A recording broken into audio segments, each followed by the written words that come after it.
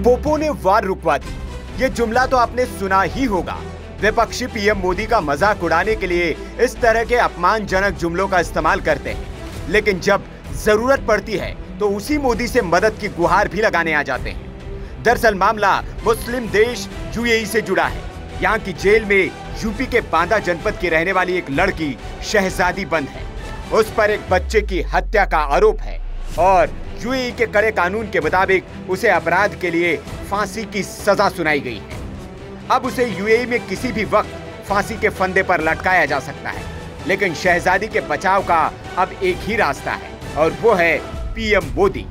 Qatar में फांसी की सजा हुए 9 सैनिकों को भारत ने कैसे सुरक्षित वतन वापस लाया था, ये किसी से छिपा नहीं है। सबको पता है कि मोदी है तो मुमकिन है, इसलिए इन लोगों को भी पता है कि मोदी अगर चाहेंगे तो इस लड़की की फांसी टल सकती है और इसकी सुरक्षित वतन वापसी भी हो सकती है।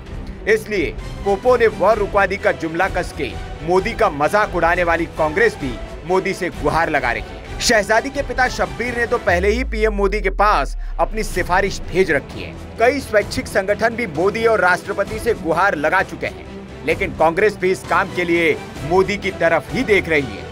कांग्रेस के बांदा जिला अध्यक्ष प्रद्युमन दुबे और जनता दल यूनाइटेड की प्रदेश महिला मोर्चा की अध्यक्ष शालिनी पटेल ने प्रधानमंत्री मोदी को पत्र भेजकर आबू धाबी के जेल में बंद शहजादी को आजाद कराने की अपील की है। इस मामले में शहजादी के पिता का कहना है, मुझे प्रधानमंत्री नरेंद्र मोदी पर पूरा भरोसा है कि वो मेरी बेटी को बचाकर वतन वापस लाएंगे। आपको बता दें कि यूएई की अदालत ने शहजादी को बच्चे की हत्या का दोषी मानते हुए फांसी की सजा दी थी। इसके बाद 2 मई 2024 को ही उसको फांसी होनी थी, लेकिन इसी दौरान वहां बाढ़ आने और राजकीय परिवार के एक सदस्य की मौत की वजह से 8 दिन का राष्ट्रीय शोक घोषित किया गया था। तब शहजादी को निर्धारित तिथि पर फांसी नहीं हो सकी। अब उसे अक्टूबर में फांसी दिए जाने की संभावना है। इसीलिए विरोधी पक्ष ने फिर अदालत में इसे जल्द से जल्द फांसी देने की मांग उठा दी है। आपको बता दें कि मटौंद थाना इलाके के गोयरा मुगली गांव के रहने वाली शहजादी को आगरा के निवासी उजैर ने फेसबुक के जरिए प्रेम जाल में फंसाया था। उसके बाद उसे अबू धाबी की संस्था में काम दिलाने का झांसा देकर आगरा के एक दंपत्ति को बेच दिया था।